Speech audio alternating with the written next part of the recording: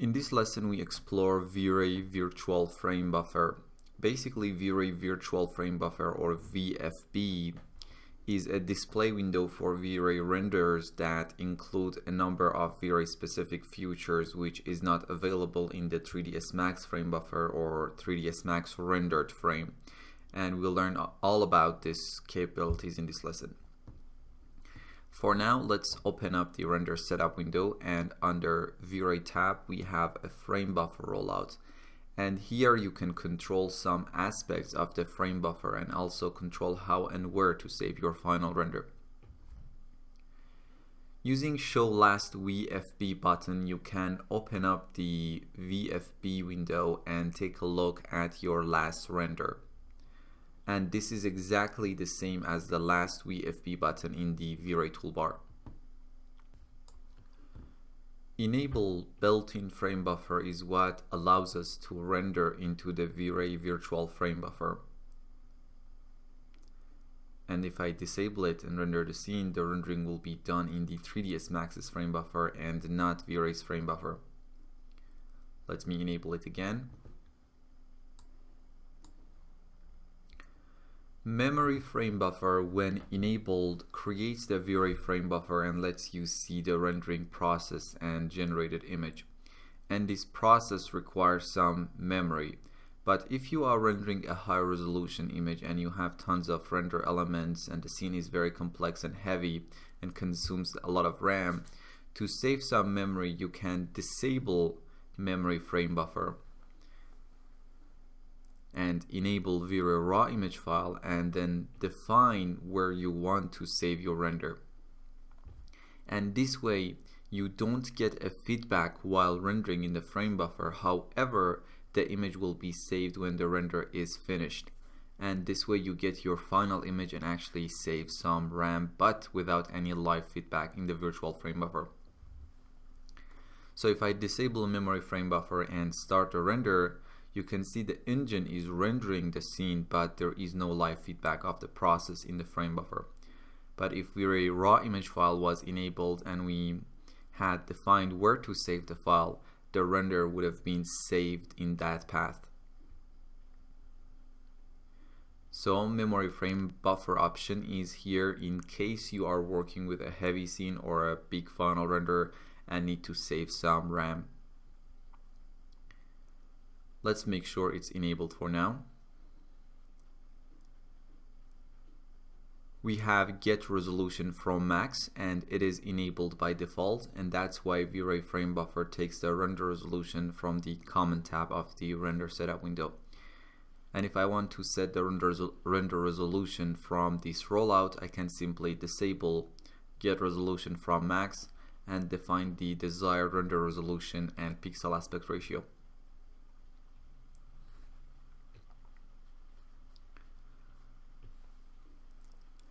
I want to talk to you quickly about the most optimized way of rendering your final image in V-Ray and whether to specify the resolution here or in the common tab. Obviously, when we are rendering with 3ds Max, the render will happen in the 3ds Max's frame buffer, and when using V-Ray, virtual frame buffer will be used. But due to some technical issues, even when rendering into V-Ray's frame buffer, V-Ray still needs to create 3ds Max's frame buffer, even though the engine wouldn't send any data to 3ds Max frame buffer and all the information will be sent to V-Ray frame buffer.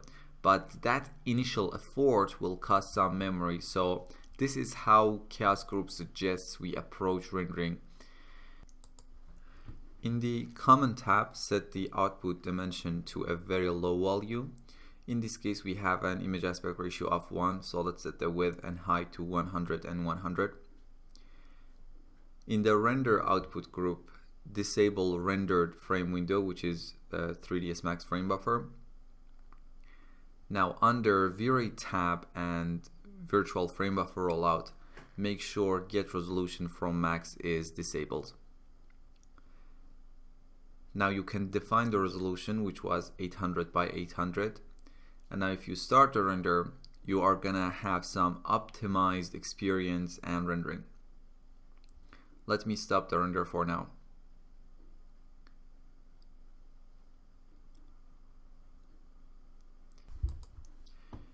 In the Render Elements tab, you can see we have some render elements defined here. We're going to be using them in a moment. Let's get back to the V-Ray tab. Next we have V-Ray raw image file, and when enabled you can directly save out your render to disk without storing any data in the RAM if you are using Bucket Image Sampler, obviously. For now, let's enable it and let's save the file in the render output folder for this lesson. In the final render folder, and let's name it Blue Room or whatever. In this case, let's choose OpenEXR as the format. Now if you want to save the render in the 32-bit space or as DeepEXR, you can enable them here, otherwise the render will be saved as a 16-bit image. For now that's okay. I'm gonna press save here. This will save out all the render elements in one EXR file that you can later on extract it in Nuke or After Effects or any other application that you have. Now, if we disable memory frame buffer, obviously we won't see the live feedback of our render in the frame buffer, which is very cool if we want to save some memory. So let's disable it for now.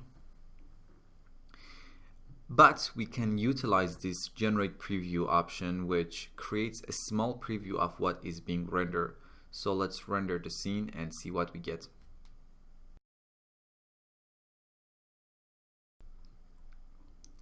As you can see, we get a small preview of the render, and we only have this RGB preview path to look at while the scene is being rendered. Now that the render has finished, if I open up the folder that we saved the render to, we have an EXR file containing the beauty path and all the render elements that can be extracted later on, and we discussed this in the render elements lesson. For now, let's disable V-Ray raw image file and enable memory frame buffer. If you want to save out all the render elements into separate files or images, you can enable separate render channels option. For this to work, you need to have memory frame buffer enabled. Now you can use the browse button and define where you want to save the files. Let's go to the final render folder of this lesson, which is in the render output folder of the project file folder. And name it Blue Room separate or whatever you want. This time let's use JPEG as the output format and press save. And in the JPEG image control window, just press OK. Also in the rollout you have this save RGB and save alpha options, which if you disable them, the RGB and alpha channels won't be saved and only the render elements will be saved out.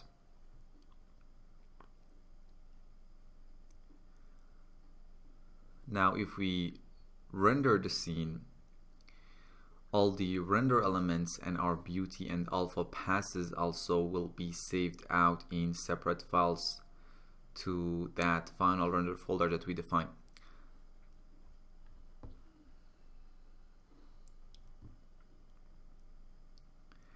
Let's render the scene and see what happens. We get our full live feedback in the frame buffer. We have all the render elements to look at. For now, let's wait for the render to be finished.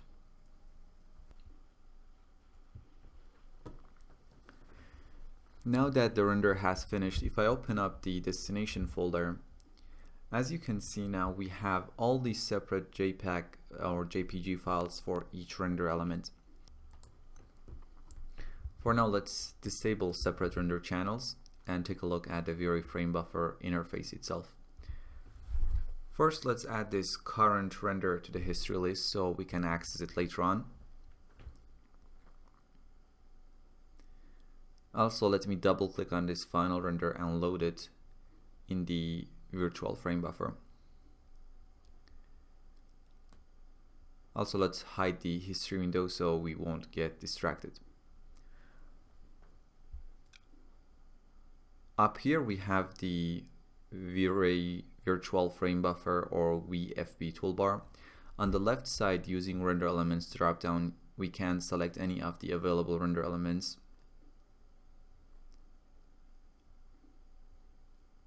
Using R, G, and B buttons, you can define which of the red, green, and blue channels to be visible, or all of them. You can switch to the alpha channel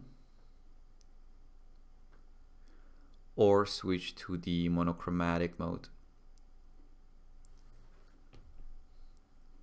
Then you have three very useful save options. The first icon is for saving the current channel or render element. So it only saves the active render element in the view. Let's click on the save button. Let's create a new folder inside this final render folder and maybe name it VFB. And let's name this render final render. And this time choose PNG as the format. Press save, then OK. Now, as you can see in the destination folder, the current render has been saved out as PNG. The second save option is save all image channels to separate files, which obviously saves all the individual render elements into separate images. So let's click on this button, choose JPEG for the format and name it final render separate.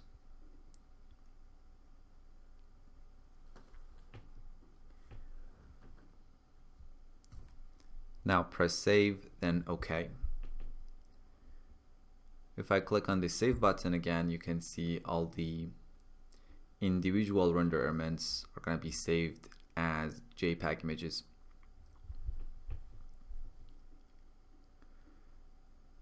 Okay, finally you can save all the image channels to a single file. So let's choose this save option.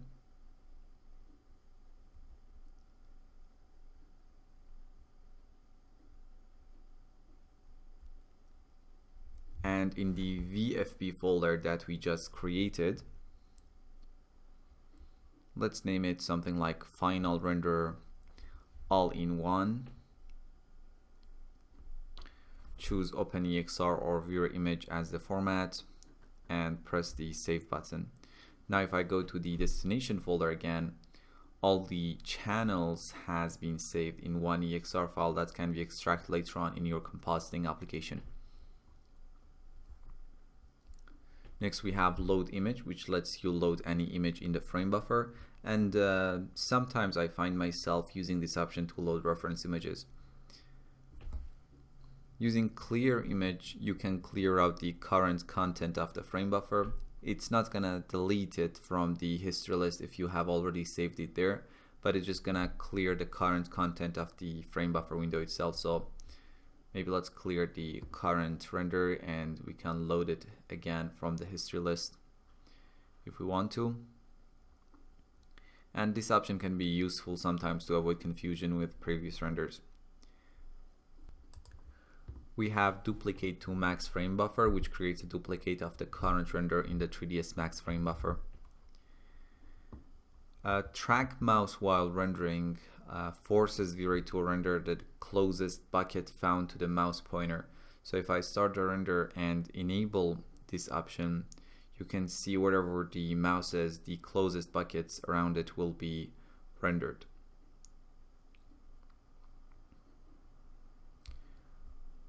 And by the way, the render is so fast because I've increased the noise threshold to about 0.1. So we're gonna get this fast renders, but it's very noisy. Now let me stop the render and disable track mouse while rendering. Also, let's clear the frame buffer using clear image command. Next we have region render, which lets us to render the specific region that we need. So let's select any region in the scene by clicking and dragging. And now if I press the render button, only this region will be rendered and the rest of the image will be ignored. Next we have link VFB to PD Player. PD Player is an image viewer with some advanced functionalities by Chaos Group.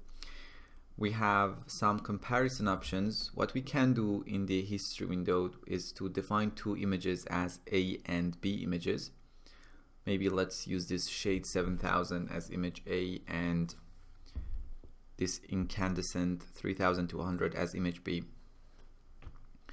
Now compare horizontal is enabled and we can compare those two images. We can change it to a vertical comparison,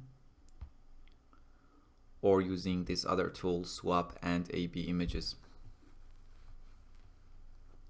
Let me disable comparison for now. And using these last two buttons, we can start and stop the render, obviously. The next thing I want to talk about is the history window, which you can enable it using this show virtual frame buffer history window. The V-Ray virtual frame buffer allows the user to keep a history of previously rendered images, which is extremely useful. First, you need to enable history using this button. On the right side, you have this menu, and if you click history settings, you can define where the images in the history list will be saved on your disk, and also define a maximum size of the history images on the disk.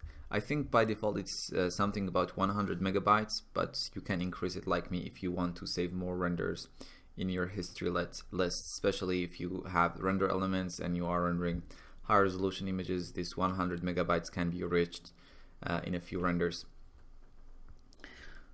Okay, we have the save option, which saves the current image in the frame buffer to the history list. So if I just press save, you can see the current image has been added to the history and I can visit it later on. Then we have load, which loads the image selected in the render history to the virtual frame buffer. You can do the same by simply double clicking on the image in the history list, or right clicking on the image and choosing load. Using the remove button, you can remove the selected image from the render history, or you can simply right click and press delete. And we have A and B, where you can select your desired image and press one of these buttons to define it as image A or B for image comparison that we did a few moments ago. And if you right click on any of the images in the history list, you get some very useful options. Edit comment lets you add a text comment to the image, and it can be very useful later on, and I have been using it throughout this course. Now, load V-Ray settings, which basically sets the current render settings to the ones used to render the selected image. And obviously this option is very useful, and if you remember throughout this course I've been telling you that, for example, this render, you can simply right click on it and choose load V-Ray settings, and the settings that was used to render this particular image will be used in your render setup dialog, which will be very, very useful. We have compare V-Ray settings, which shows a table with the differences between the settings used to render this selected image and the settings that are currently set in the V-Ray renderer. And we have load color corrections, which loads the virtual frame buffer color corrections control from the selected image. And we have reload history, and this basically rereads the history image list, and this may be useful if the history folder is updated outside of 3ds Max or something like that. Now let's take a look at the color correction controls here. First, let's load the final render from the history list.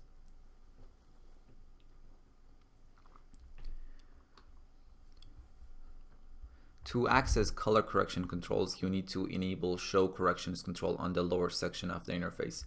And now you get some very basic but extremely useful color correction options. Using the global button up here, you can save the current state of all the color correction tools to be reused later on, and using load, you can load the file that you have previously saved. Also, you can do the same for each of the corrections individually using this menu on the right side of all the corrections. You can reset them to their default state as well using this reset option. To enable a certain correction, simply check the empty checkbox on the left side of the color correction name. As we have been using these correction tools throughout our course, I'm going to be very fast and quickly just take a look at them. Exposure, we have the exposure, which basically gives us a bunch of options. We have exposure controls, which controls the overall exposure of the render, and each step basically will make the render twice brighter or darker. So from 0 to 1 the scene gets twice brighter, and from, let's say, 2 to 1 the scene gets twice darker. Highlight burn selectively adjust the exposure of only bright parts of the scene, and contrast increases or decreases the overall contrast of the render, obviously. Now let me reset the exposure and disable it. White balance, as we have discussed earlier, just adjust the white balance of the render. Hue and saturation basically is to shift the colors of the image or control the overall saturation or lightness of the render.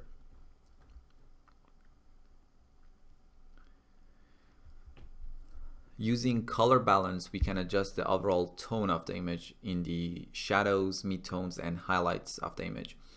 Altogether, when all is selected, or individually adjust the tone of the shadows, midtones, and highlights of the image. We have used this correction numerous times during the course, and I assume you are quite familiar with how it works. And we have a level and a curve correction that work like the same exact tools in Photoshop.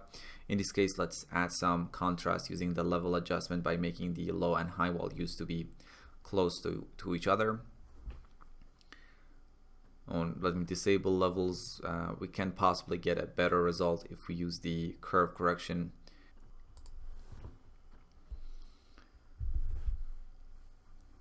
To add point to the curve, simply control click, or you can right click on the point to change its type, or select the point and move it around, or shift click on it to remove it. It's a bit hard to use a curve correction when you cannot individually adjust the red, green, and blue channels, but these correction tools aren't supposed to be complete. These are just some basic adjustments, and you're probably gonna do your main color correction work in a software that's designed to do that specifically. We have background image, and this allows you to load an image and use it as a background for your rendering, and you're probably gonna do that again in post, but here is a tool just to test what it's gonna be looking like later on. Right now, V-Ray Sky is our background. Let me open up environment window and disable use map and render the scene again.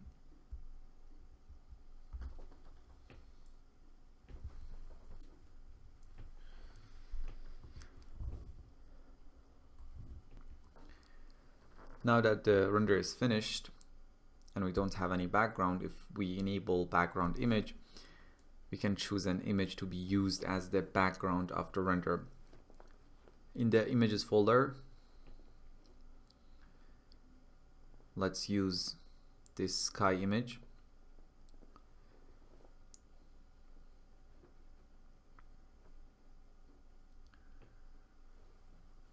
And as you can see, it's being used as the background image. If you enable as foreground, the image will be on top of the render. Let's disable background image and load the final render again. And finally, we have LUT, OCIO, and ICC color corrections, and these allow you to load an LUT, OCIO, or ICC color profile and color correct your image based on the information in those color profiles. In this case, let's enable LUT, which stands for lookup table. Click on the load button, and in the render output folder of this lesson,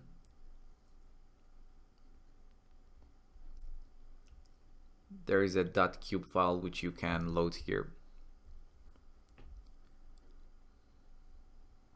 Now this file tries to color correct the image based on the .cube file, and if I just disable this convert option, we might be able to see what this .cube file is trying to do. Any correction done with the LUT, OCIO, or ICC corrections can only be previewed in the frame buffer and won't be saved with the image. Let's disable all the corrections for now. In the lower section of the V-Ray frame buffer, there are a bunch of options that we haven't discussed yet. Force color clamping forces color clamping in the V-Ray virtual frame buffer. Show pixel information. If enabled, it always opens the info window, which will give you information about the pixel you right-click the mouse pointer on. If you right-click the mouse pointer over a pixel without turning this setting on, you will see the info dialog only while your mouse button is down. Then we have different color correction tools that we discussed a moment ago. We have display colors in sRGB space, which displays the image in sRGB color space. Click and hold the left mouse button to switch between sRGB color space and ICC. Use LUT correction, which enables and disables the effect of the lookup table loaded in the color correction settings. You can hold on to choose between LUT and OCIO color corrections. We have the show VFB history window. Use pixel aspect, which enables visualization of the pixel aspect ratio. We have the stereo button to preview the stereoscopic effect if available, which we discussed it in the camera section of the course. And we also have the open lens effect settings that we also discussed in the camera section. Using this small button, you can open up the V-Ray message window, which we discussed it in a later lesson, and you can also show the stamp controls and apply the stamp, which we'll also be discussing it in a later lesson in this section. Perfect. In this lesson, we learned about the V-Ray virtual frame buffer, both its settings in the render setup window and its interface. See you in the next lesson.